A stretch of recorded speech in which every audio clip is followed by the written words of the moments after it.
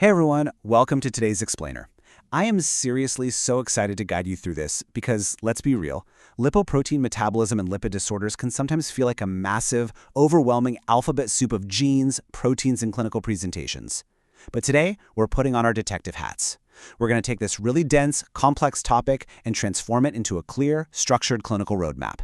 By the end of this explainer, you are going to know exactly how to spot the hidden culprits behind skyrocketing cholesterol and triglycerides, and honestly, more importantly, exactly how to treat them. Okay, let's dive right in. So here's our game plan for today. First, we'll meet the normal lipid lineup. Second, we're going to profile the primary genetic lipid disorders. Third, we'll unmask the secondary causes, the hidden accomplices of dyslipidemia. And finally, we'll review our lipid-lowering pharmacotherapy. All right, Section 1, meet the lipid lineup, focusing on density and the basics. Now, before we start hunting down the culprits causing dyslipidemia, we kind of need to understand how we measure our normal, everyday citizens. A super vital tool here is the Friedewald formula. As a clinician, you're using this math every single day to estimate a patient's LDL cholesterol. You just take the total cholesterol, subtract the HDL, and then subtract the triglycerides divided by 5. Pretty straightforward. But here is an absolute must-know example. You have to know exactly when this formula completely falls apart. It is totally invalid if your patient's triglycerides are over 400 milligrams per deciliter. It's also completely useless in a condition called familial dysbeta-liptoproteinemia, or FDBL. Why? Because in that specific disease, the VLDL particles are packed with cholesterol instead of triglycerides, which just completely throws off the math.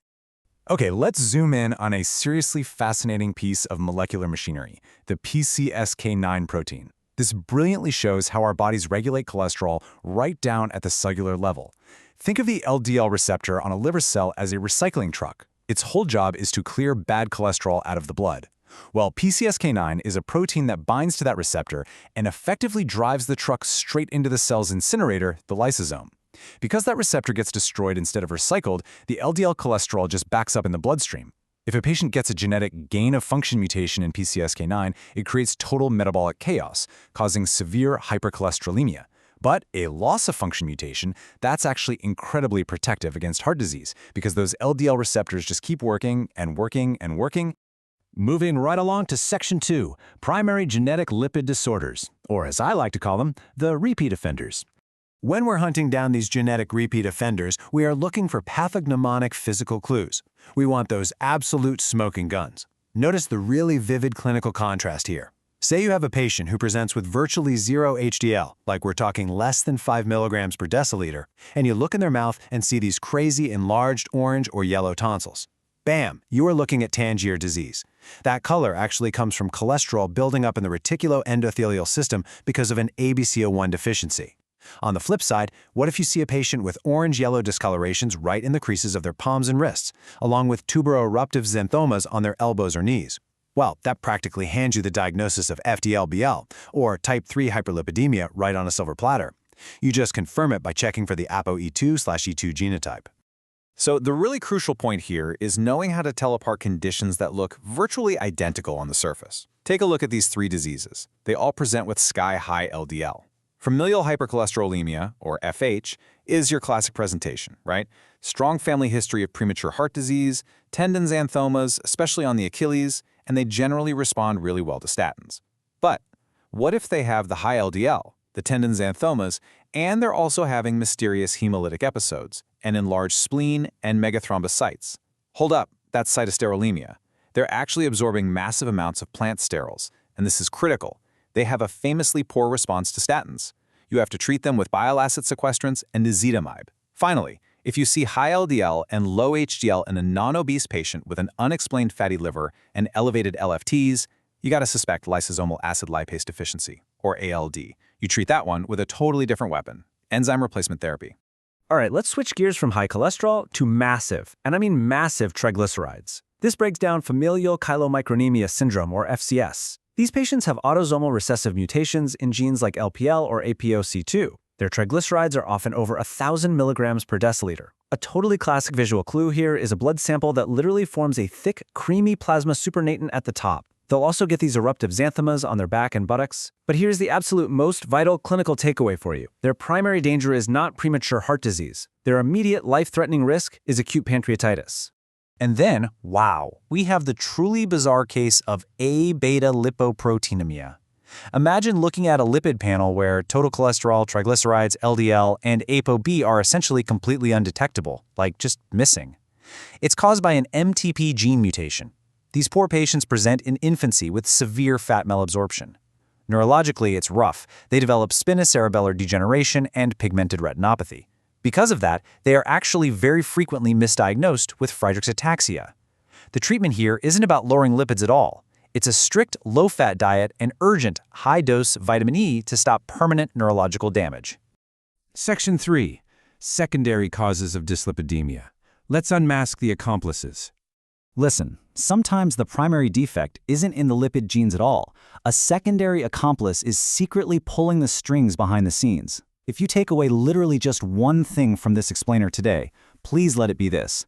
Hypothyroidism is the single most important secondary cause of elevated LDL cholesterol. You see, thyroid hormone naturally promotes the expression of LDL receptors on the liver, so when thyroid hormone levels drop, LDL receptors drop with them, and LDL in the blood just spikes. Never ever start a patient on a heavy statin regimen for an unexplained high LDL without checking their TSH first. A lot of times, just replacing their thyroid hormone will completely fix their cholesterol. And here's another super brilliant but really subtle diagnostic clue. Let's say a patient comes into your clinic with highly elevated triglycerides. You might immediately jump to the conclusion that it's due to obesity or insulin resistance because, well, that's the most common secondary cause. But look closely at the HDL. In obesity and insulin resistance, HDL is typically quite low. However, if those triglycerides are high, but the HDL is suspiciously normal or even a bit elevated, alcohol is your prime suspect right there. Alcohol inhibits hepatic fatty acid oxidation, which drives up VLDL and triglycerides, but uniquely, it leaves HDL alone or even raises it. Finally, Section 4. Lipid-lowering pharmacotherapy. Time to look at our weapons. We've identified the culprits and the accomplices, so now it's time to review our weapons. 6%. Just 6%? That number is the incredibly famous statin rule of 6. Statins are our amazing, go-to first-line therapy, dropping LDL by up to 55%. But when a patient isn't quite hitting their goal, the intuitive clinical move is to just double the statin dose, right? Wrong. Doubling a statin dose only gives you a measly 6% further drop in LDL cholesterol. When you max out the initial statin benefit, you can't just keep piling on the same drug. You absolutely need to pull a new weapon into your arsenal. And this brings us to those heavy-hitting add-on weapons. Each one of these attacks the lipid problem from a totally different metabolic angle. First up, ezetimibe. It blocks the NPC1L1 transporter right in the intestine, stopping cholesterol absorption in its tracks. It's a fantastic add-on to a statin, and remember what we said earlier, it's the absolute drug of choice for cytosterolemia.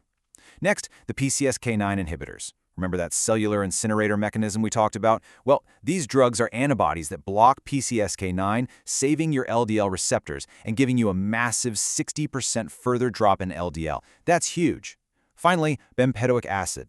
It actually works upstream of where statins work by inhibiting ATP citrate lyase. The sheer genius of this drug is that it's a prodrug, and it's activated only in the liver, not in the muscle. That makes it an absolute lifesaver for patients who suffer from severe statin-induced muscle pain. Now you've got to pay close attention to this double-edged sword right here, bile acid sequestrants like cholestyramine. Because they stay right in the gut and are not systemically absorbed into the bloodstream, they are the absolute go-to drug of choice for managing high cholesterol in children and in pregnant or lactating women. However, and this is a big however, they are completely contraindicated if the patient has hypertriglyceridemia. By binding up bile acids, they basically force the liver to make more, and that actually stimulates de novo fatty acid synthesis. If you give this to someone with high triglycerides, you will literally send their levels soaring even higher. So, how aggressively do we actually use these medications? Well, it all comes down to baseline risk. The target number completely dictates your intensity. Diabetes plus established cardiovascular disease, we are going in aggressively. We want that LDL below 55 milligrams per deciliter, which almost always means a high-intensity statin plus an add-on like ezetimibe or a PCSK9 inhibitor. Diabetes and risk factors, but no established disease? The goal is less than 70. What about severe hypertriglyceridemia, over 500? You shift gears entirely, fibrates and fish oil, purely to get it under 500 and prevent pancreatitis. And for the most severe genetic cases, like homozygous FH, we are throwing the absolute kitchen sink at it. Statins, PCSK9 inhibitors, and highly specialized drugs like evenacumab. Well, we've covered the normal baseline, the genetic repeat offenders, those sneaky secondary accomplices, and our best pharmacological weapons.